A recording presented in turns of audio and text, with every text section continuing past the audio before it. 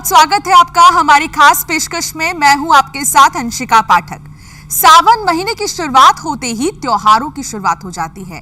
सावन का पूरा महीना भगवान शिव को समर्पित माना जाता है। इस दौरान ऐसे कई दिन आते हैं जब महादेव की विशेष आराधना की जाती है। इस महीने भगवान शिव के सबसे प्रिय माने जाने वाले नाग देवता की भी पूजा की जाती है। आइए जानते हैं इस साल नाग पंचमी पर्व कब मनाया जाएगा, क्या है शुभ मुहूर्त और इस नाग पंचमी पर शुभ संयोग क्या बन रही हैं, जिन पर काल सर्प दोष है उन्हें कैसे मिलेगा छुटकारा, ये सब कुछ जानेंगे। साथ ही राशि के हिसाब से भी बताएंगे कि नाग पंचमी के बाद उनका समय कैसे बदलने वाला है और किन राशियों की किस्मत चमकने वाली है। तो सबसे पहले हम अपने ज्योतिष आचार्यों का स्वागत करते हैं। हमारे साथ स्टूडियो में मौजूद हैं ज्योतिष आचार्य डॉक्टर विनोद शर्मा जी। विनोद शर्मा जी, बहुत स्वागत है आपका। हमारे साथ मौजूद है स्टूडियो में ज्योतिष आचार्य डॉक्टर पूजा भाटिया जी। पूजा जी, बहुत स्वागत है आपका। हमारे साथ स्टूडियो में मौजूद है ज्योतिष आचार्य करिश्मा कौशिक जी। बहुत स्वागत है करिश्मा जी आपका। नाग पंचमी कितना महत्व रखता है, नाग पंचमी का जो शुभ मुहूर्त है वो क्या है और कब नाग देवता की पूजा करनी चाहिए, तो विनोद जी बताइए सबसे पहले नाग पंचमी का महत्व क्या है, इसे क्यों मनाते हैं और क्या अर्थ है। पुराणों में एक कथा आती है राजा जन्मजय की। कहते हैं कि राजा जन्मजय को जब ये पता चला कि उनके पिता की मृत्यु नाग के डसने से हुई है तो वो बहुत ही उनको गुस्सा आया, क्रोधित हुए और उन्होंने ये संकल्प किया कि वो एक ऐसा यज्ञ करेंगे कि जिसकी अग्नि की तरफ सारे नाग खिंचे चले आएंगे और उसमें भस्मीभूत हो जाएंगे। तो जब वो उनका यज्ञ चल रहा था और ये शुरू भी हो गया कि उन मंत्रों के उच्चारण में इतनी शक्ति थी कि सभी नाग उस यज्ञ कुंड में आ रहे थे और भस्म होते जा रहे थे। लेकिन उसी वक्त आस्तिक मुनि वहां पर मौजूद थे और उनको ये लगा कि इस प्रकार से तो नागों का सारा वंश ही खत्म हो जाएगा। तो उन्होंने वहां अनुनय विनय करके उस यज्ञ को तुरंत रुकवाया जिससे कि ये नागों का वंश जो है बच सका।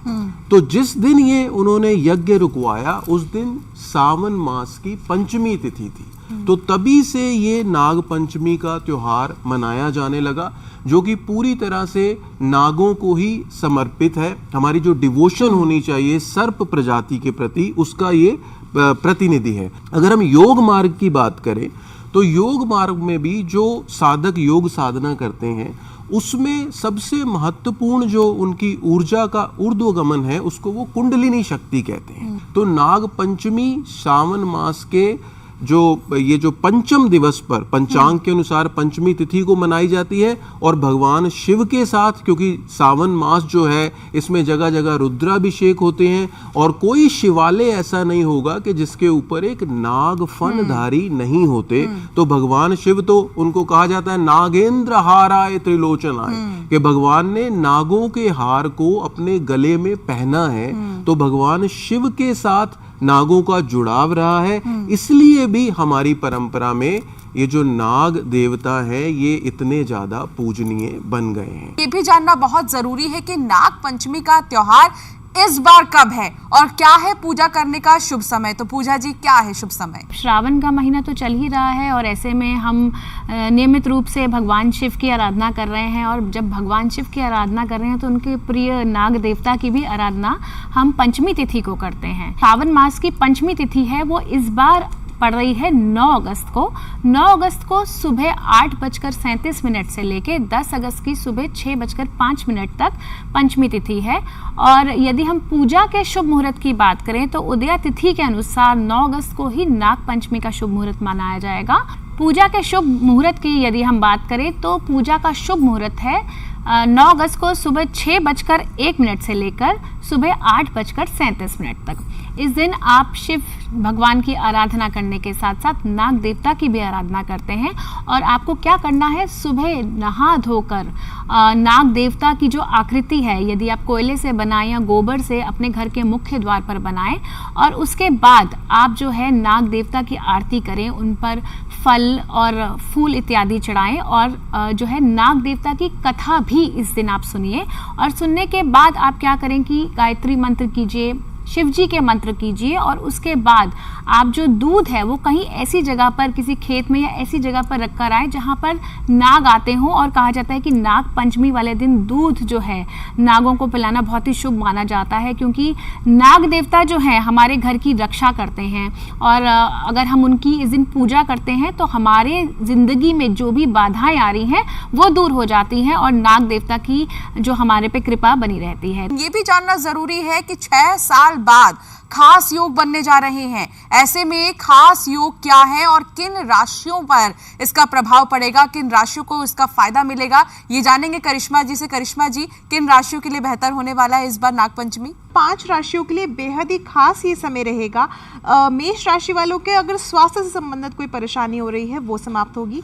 कर्क राशि वालों का जो बिजनेस है, व्यापार से संबंधित कोई परेशानी है वो समाप्त होगी। इसके अलावा अगर सिंह की बात करें तो सिंह वालों के लिए भी स्वास्थ्य से संबंधित परेशानियां समाप्त होंगी। और अंतिम 2 राशि की बात करें तो कुंभ राशि वालों के लिए समय काफ़ी हद तक अच्छा रहेगा। संतान से संबंधित अगर कष्ट आ रहे थे तो वो ठीक होंगे। और मीन राशि वालों के लिए खास तौर से ये नागपंचमी खुशखबरी लेकर के आएगी, यानी कि अगर आप कोई प्रॉपर्टी लेना चाह रहे थे या वाहन लेना चाह रहे थे तो आप ले सकते हैं। तो आप जल में थोड़ा सा दूध डाल करके शिवलिंग पर चढ़ाने के साथ साथ नाग देवता पे भी चढ़ाइए और कोशिश करें कि आप एक चांदी के नाग नागिन का जोड़ा दान जरूर करते हैं। आचार्य विनोद जी, माना जाता है कि यदि इस दिन विधि विधान से नाग देवता की पूजा की जाए तो काल सर्प दोष जो है वो खत्म हो जाता है। ऐसे में जानना चाहेंगे और दर्शकों को प्लीज बताइए कि जिस पर ये दोष है वो क्या करे इस दिन और उसको इसका फल कैसे मिलेगा? नाग पंचमी ही एक ऐसा त्योहार है जो कि विशेषता नागों से संबंधित है और काल सर्प दोष में जो 2 मुख्य ग्रह अपनी भूमिका निभाते हैं वो राहु है और केतु है। केतु को सर्प की पूंछ कहा जाता है और राहु को सर्प का धड़ कहा जाता है।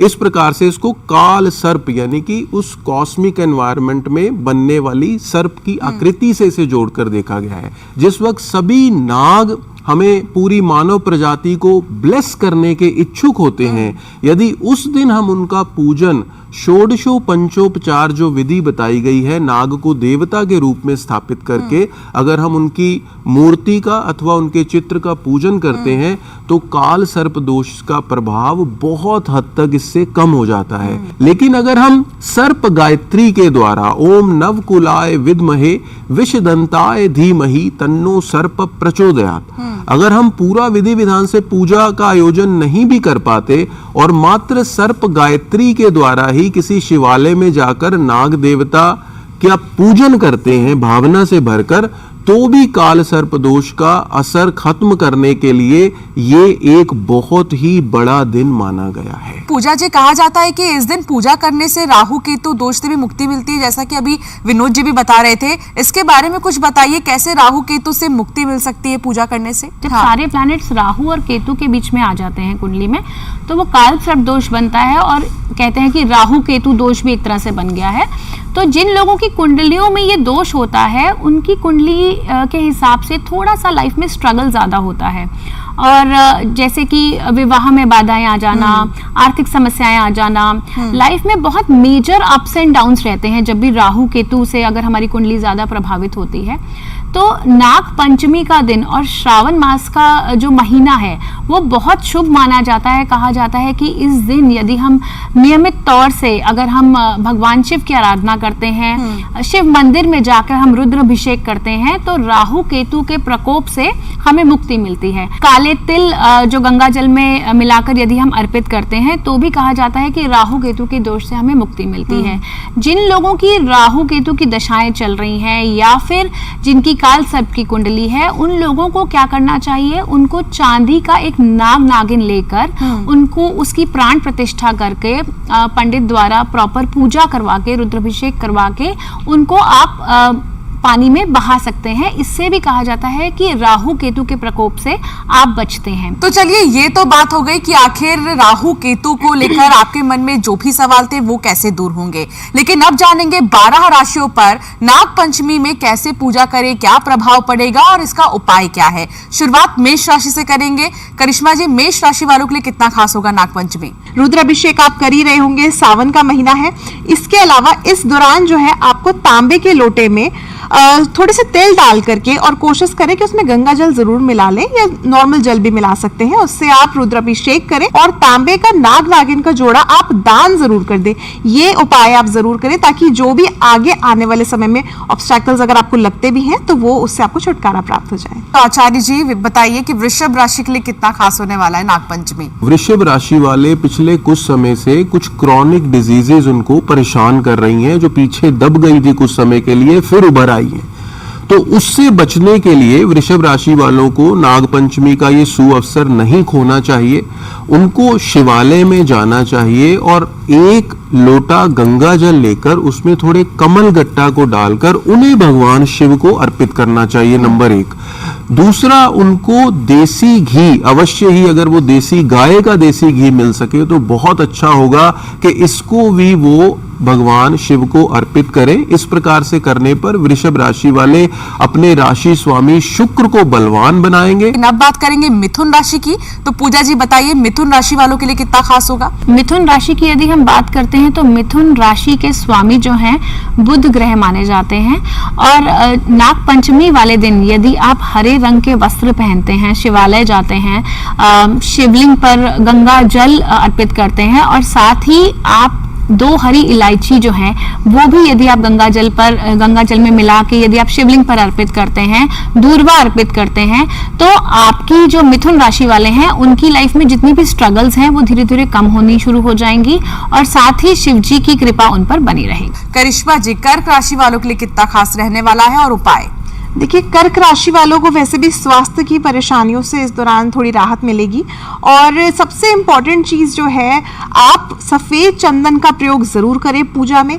और जो सफ़ेद चंदन है वो आप जो नाग होता है शिवलिंग के ऊपर उस पर ज़रूर लगाएं, उनका टीका करें और महादेव को भी सफ़ेद चंदन ज़रूर लगाएं। ऐसा कहा जाता है सफ़ेद चंदन जो है औषधि समान है।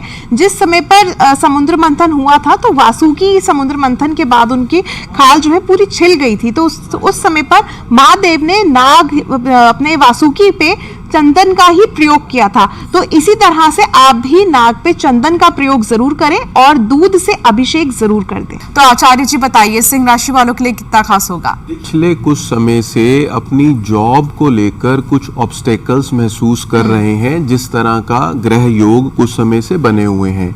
लेकिन ये जो नाग पंचमी है, ये जिन, जैसा डॉक्टर साहिबा ने बताया कि जिन कुछ खास राशियों के लिए अच्छी रहने वाली है, उसमें से एक सिंह भी है। तो सिंह राशि वाले पूर्व दिशा की तरफ अपना मुख करके अगर भगवान शिव के शिवलिंग पर शहद अर्पित करेंगे तो ऐसा करके जो भी उनके कार्यस्थल पर जो समस्याएं आ रही हैं उनसे उनको छुटकारा मिल जाएगा। तो सिंह राशि वाले इस दिन सर्प गायत्री का जप करें, साथ ही साथ सर्प स्तोत्र का पाठ करें और ये जो उपाय शहद वाला है इसको अवश्य करें, उनकी सभी परेशानियां दूर होंगी। पूजा जी कन्या राशि वालों के लिए बताइए। रोग, ऋण और शत्रु से यदि आप परेशान हैं तो कन्या राशि वालों को पंचामृत से शिवलिंग पर जलाभिषेक करना चाहिए और साथ ही देसी घी का दिया जलाना चाहिए नागपंचमी वाले दिन। इस दिन आप शिव स्तोत्रम का पाठ भी कर सकते हैं और यदि रोग से परेशान हैं तो शिव चालीसा और महामृत्युंजय मंत्र का जाप कीजिए। गंगा जल में आप थोड़ी सी दूर्वा और काले तिल मिलाकर यदि आप शिवलिंग का अभिषेक करते हैं तो आपकी जिंदगी में जितनी भी दिक्कतें आ रही हैं वो कम हो जाएंगी। करिश्मा जी बताइए क्या प्रभाव पड़ेगा तुला राशि वालों पर? देखिए, तुला राशि वालों को इस समय पे खास तौर से धन से संबंधित परेशानियां उत्पन्न हो सकती हैं, तो धन का लेन देन इस समय पे मैं कहूँगी कि ना करें। और दूसरी चीज़, अगर उपाय की हम यहाँ पे बात करें तो इत्र जल में डाल करके आप शिवलिंग का अभिषेक करें। कोशिश करें कि जो भगवान शिव जी पे आपने इत्र को अर्पित किया है वही इत्र को आप आने वाले समय में लगाना शुरू करें, आपका शुक्र उससे बलवान होगा। आचार्य जी बताइए वृश्चिक राशि वालों के लिए कितना खास होगा? वृश्चिक राशि से जुड़ी हुई जो चीजें हैं, सबसे पहले तो गुड़ है, साथ ही केसर है। अगर केसर और गुड़ को थोड़ा सा पानी में घोल के शिवलिंग पर अर्पित करेंगे वृश्चिक राशि वाले, साथ ही थोड़ी देर शिवालय में बैठ करके शिव सहस्त्र नाम का, जो भगवान शिव के 1000 नाम हैं, उनका पाठ करेंगे तो ये वृश्चिक राशि वालों को धन संबंधी समस्याएं, नौकरी संबंधी समस्याएं, स्वास्थ्य संबंधी समस्याएं, सभी तरह की समस्याओं में ये उपाय बहुत ही फायदा देने वाला है। आगे बढ़ेंगे और बात करेंगे धनु राशि की। तो पूजा जी, धनु राशि पर क्या प्रभाव पड़ेगा? ये धनु राशि के स्वामी बृहस्पति देव हैं और इस दिन यदि आप मंदिर जाते हैं पीले वस्त्र धारण करके तो बहुत ही शुभ माना जाता है। और जितने भी धनु राशि वाले हैं उन्हें क्या करना है, उन्हें शिव मंदिर में जाके जो जलाभिषेक है वो तो वो करेंगे ही, साथ ही शिवलिंग पर त्रिपुंड अवश्य बनाएं और चंदन का टीका जो है शेष नाग पर अवश्य लगाएं और अपने माथे पर भी चंदन का टीका अवश्य लगाएं। तो मकर राशि के लिए बताइए करिश्मा जी, कितना खास होगा? देखिए, मकर राशि के जातकों के लिए ये जो आने वाला समय रहेगा काफी हद तक खास होगा, मगर इतनी मेहनत इस समय पर करेंगे उतना ही बेहतर परिणाम आपको आने वाले समय में मिलेगा। तो इसीलिए आप एक छोटा सा उपाय जरूर करें। एक तो आप 1.25 किलो कोयले जो है वो बहते हुए जल में प्रवाहित जरूर करें। कोशिश करें कि एक कोयले से आप अपने मुख्य द्वार पे भी एक नाग नागिन का जोड़ा जरूर बना दें। तो आचार्य जी बताइए, कुंभ राशि के लिए कितना खास रहने वाला है? कुंभ राशि है, ये काफी इस पे तनाव बना हुआ है 30 जून से, जब से शनि इसी राशि में वक्री चल रहे हैं। जब भी कोई राशि स्वामी अपनी ही राशि में वक्री हो जाता है तो कुछ पुरानी परेशानियां दोबारा से सर उठाने लग जाती हैं। कोई लीगल प्रॉब्लम्स ऐसी थी जो आपको लगा कि सॉर्ट आउट हो गई, लेकिन फिर वो अपना सिर उठा रही हैं। या अगर आप कहीं किसी प्रेम में थे, पुरानी यादें आपको दोबारा सताने लग गई हैं। इस तरह की कई इमोशनल टर्बुलेंस से जो है ये कुंभ राशि वाले गुजर रहे हैं। तो बहुत अच्छा होगा कि ये एक काले कपड़े में नारियल को बांध के जल प्रवाहित करें और जल प्रवाहित करते समय हो सके तो सर्प गायत्री मंत्र का ये पाठ करते रहें।